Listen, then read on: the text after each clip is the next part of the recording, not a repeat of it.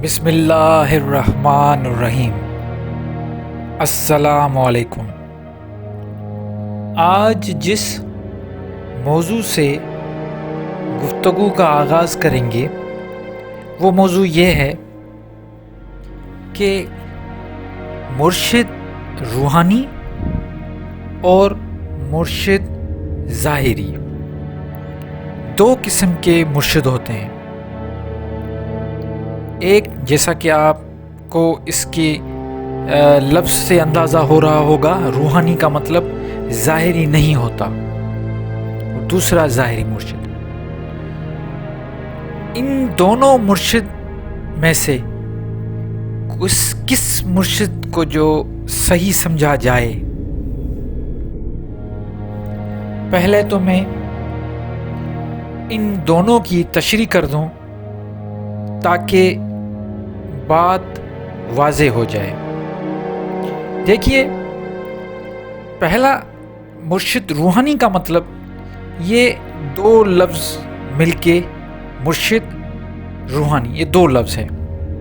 مرشد کا مطلب رہنمائی کرنے والا، روحانی اس کا مطلب یہ ہے کہ یہ جو بھی شخصیت ہے وہ ظاہری طور پہ آپ کے سامنے نہیں ہے، لیکن آپ اس شخصیت سے متاثر ہو کے آپ نے اس کو اپنا مرشد بنا لیا۔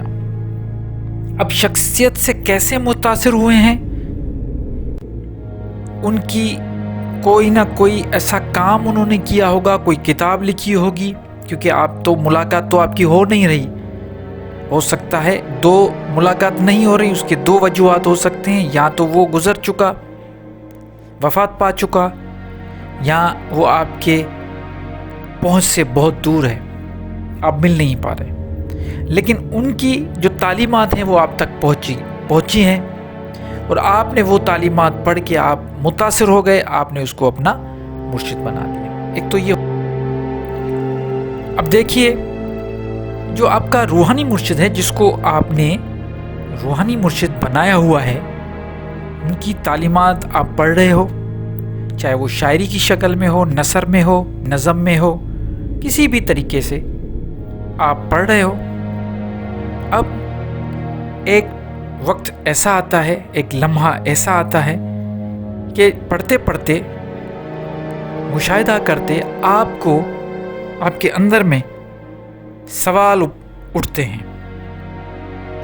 اب وہ سوالوں کا جواب حاصل کرنے کے لیے آپ کو کس کی ضرورت پڑے گی؟ آپ کو اسی روحانی مرشد کی ضرورت پڑے گی، کیونکہ لکھا بھی اس نے ہے، خیال بھی اس کا ہے، تو جواب بھی بہتر طور پہ وہی دے سکتا ہے۔ لیکن ایسا ہوتا نہیں ہے، کیونکہ وہ آپ کے پہنچ سے دور ہے، آپ مل نہیں پا رہے، آپ ان سے ملاقات نہیں کر پا رہے، تو یہ ایک مسئلہ ہو جاتا ہے۔ اور یہ پھر کیا ہوتا ہے کہ وہ سارے جو سوالات آپ کے اندر میں جو جنم لے رہے ہیں، ان سارے سوالات کو لے کے آپ کسی دوسرے کے پاس جائیں گے، اور دوسرا اس کی تشریح کر کے آپ کو بتائے گا، لیکن وہ تشریح، وہ اصل میسج، اسینس وہ نہیں ملے گا۔ تو یہ تو ایک روحانی، میں نے بتایا کہ روحانی استاد یا روحانی مرشد انسان کیسے بناتا ہے۔ اب آتے ہیں ظاہری مرشد کی طرف۔ دیکھیں، ظاہری مرشد کا مطلب یہ ہے کہ کوئی بھی ایسی ہستی جس کے پاس آپ کچھ سیکھنے جا رہے ہو، اب آپ کو بڑی آسانی کے ساتھ سارے معاملات ان کے ساتھ آپ بیٹھ کے آپ اپنے سوال کریں گے، آپ کو وہ جواب دے گا۔ تو دیکھا یہ گیا ہے کہ میں نے جب بھی آپ اپنا تجربہ آپ خود بھی کریں، آپ کر کے دیکھیں، اور یہ چیز بڑی امپورٹنٹ ہے تصوف میں، اس چیز کو بڑا اہمیت حاصل ہے کہ دیکھیں، آپ سارے جو بھی یہ صوفیہ اکرام گزرے ہیں، ان سب کے جو مرشد ہیں ان کا نام لکھیں، گوگل میں جائیں، گوگل میں دیکھیں، یا کتابوں میں دیکھیں اگر آپ کے پاس کتاب ہیں، لیکن آج کل تو گوگل ہے، آپ وہاں پہ بھی دیکھ سکتے ہیں۔ تو میں کچھ چند آپ کو گنواتا ہوں۔ اب دیکھیں، انہوں نے روحانی مرشد بنایا یا ظاہری مرشد بنایا، جہاں سے ان کو فیض ملا. دیکھیں سمپل میں بات کروں گا سب سے پہلے بابا بلے شاہ کی. اب بابا بلے شاہ جب جوانی میں اپنے اندر میں سوالات لے کے گھومتا رہا تو اس کو خواب آیا. یہ بتاتے ہیں کہ پھر وہ کہاں گیا، شاہ عنایت کے پاس گیا، اپنے مرشد، وہاں جا کے اس نے مرشد بنایا شاہ عنایت کو. وہ زندہ تھا اس ٹائم پہ، اور وہاں پہ جا کے وہاں پہ اس نے تعلیم حاصل کی. یہ مرشد ایکچولی ٹیچرز ہوتے ہیں. ٹیچر جو بھی آپ کو کچھ بھی سکھاتا ہے، جیسے استاد ہوتا ہے کچھ بھی سکھاتا ہے، ایکچولی مرشد وہ ہے. تو شاہ عنایت بالکل زندہ اس کے ساتھ ظاہری مرشد تھا. اس کے ساتھ وہ بیٹھا، کافی وقت کافی سال وہ وہاں پہ رہا، اس سے سیکھا، اور پھر وہ خود اس قابل بن گیا کہ وہ خود پھر وہ خود مرشد بنا. بالکل اسی طرح مولانا رومی کو آپ دیکھیں، شمس تبریز کو اپنا مرشد بنایا. مولانا رومی نے شمس تبریز کو اپنا مرشد بنایا. پھر امیر خسرو، اس نے نظام الدین اولیاء کو بنایا. اسی طرح بہت سارے ہیں. یہ تو میں نے 3 آپ کو نام گنوایا، آپ جا کے گوگل کریں دیکھیں. اب کامیابی کس میں ہے، یہ میرا ایک رائے ہے، اور میں نے جب تحقیق کی ان چیزوں میں پڑھا لکھا سمجھا تو مجھے ایک چیز بڑی سمجھ میں آئی. میں نے سوچا آپ کے ساتھ شیئر کروں، وہ یہ کہ مرشد بناؤ ظاہری. ٹھیک ہے، آپ مختلف لوگوں کو پڑھو بھلی. اب دیکھیں بابا بلے شاہ کے دور میں بہت بڑا عالم دین یا صوفی گزرا، جن کو آج کل عام لوگ بھی مرشد بنائے ہوئے ہیں. حضرت سخی سلطان باہو دیکھیں. لیکن بلے شاہ سلطان باہو کے پاس نہیں گیا، اس کی درگاہ پہ جا کے بیٹھا نہیں. اس نے کیا کیا، جا کے شاہ عنایت کے پاس گیا جو زندہ بیٹھا ہوا تھا. ظاہری روحانی ضرور انسپریشن لی ہوگی. میں یہ نہیں کہتا کہ آپ ان بزرگوں کو نہ پڑھو، آپ پڑھو، انسپریشن لیں، انسپریشن آپ کو ملے گی وہاں سے. بہت ساری آپ کو یہ سمجھیں کہ تعلیم آپ کو ملے گی، علم ملے گا. ان چیزوں سے میں انکار نہیں کرتا، لیکن سوچیں کہ کیوں بابا بلے شاہ وہاں پہ جا کے سلطان باہو کے پاس نہیں بیٹھا، بلکہ وہ شاہ عنایت کے پاس چلا گیا، فزیکلی چلا گیا اور وہاں پہ جا کے سیکھا. تو مرشد ایکچولی یہ ہوتا ہے کہ وہ ٹیچر ہے، استاد ہے. ظاہری استاد کو پکڑیں. اگر آپ چاہتے ہو کہ آپ کے مسئلے حل ہوں، اگر آپ اپنے پرابلمز کو حل کروانا چاہتے ہیں، دینی مسائل ہو یا دنیاوی مسائل ہو، کوئی بھی مسائل ہو، اور آپ مرشد بنانا چاہتے ہو، تو میرا مشورہ یہ ہے کہ کسی ایسے کامل بندے کے پاس جائیں، استاد کے پاس جائیں اور وہاں سے سیکھیں کچھ.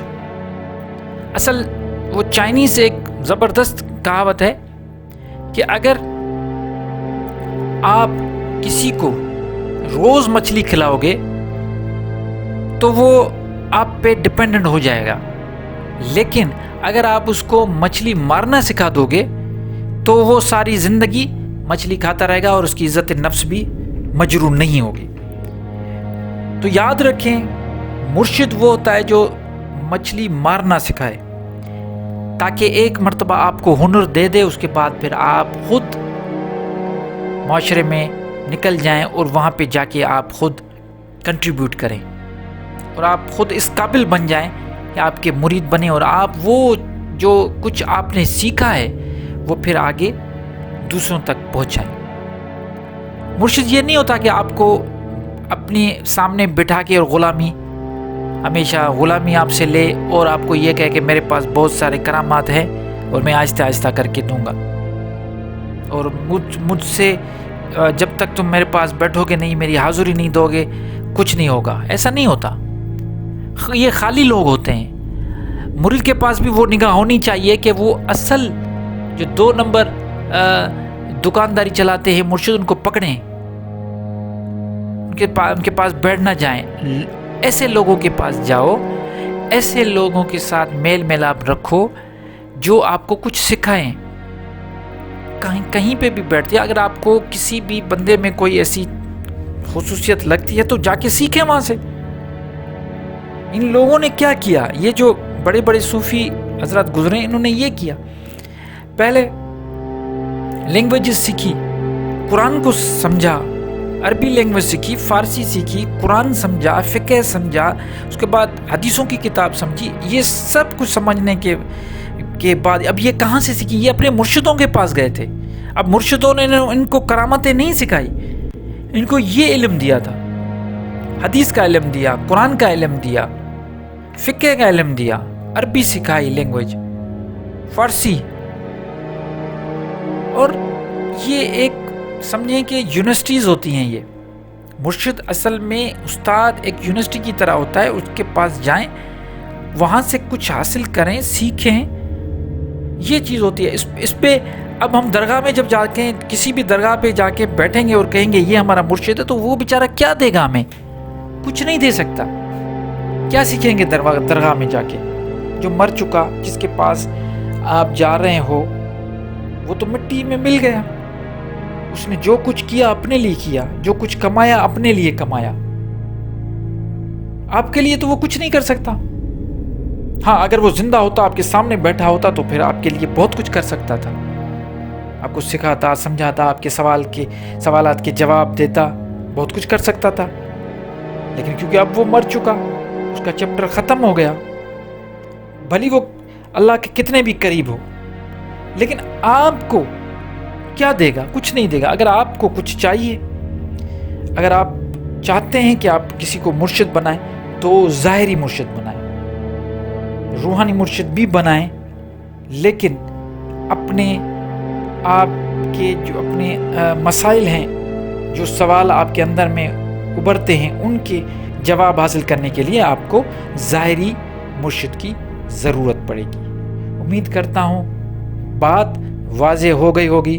پھر بھی کوئی بھی سوال، کچھ بھی، کوئی آپ کی بھی تحقیق ہو، آپ بھی اگر کچھ سمجھتے ہیں، آپ کے پاس بھی کوئی ایسا مواد ہو، تو ضرور میرے ساتھ شیئر کریں. انشاءاللہ میں کسی نئے ٹاپک کے ساتھ حاضر ہوں گا. تب تک کے لیے مجھے اجازت دیجیے. اللہ نگہبان.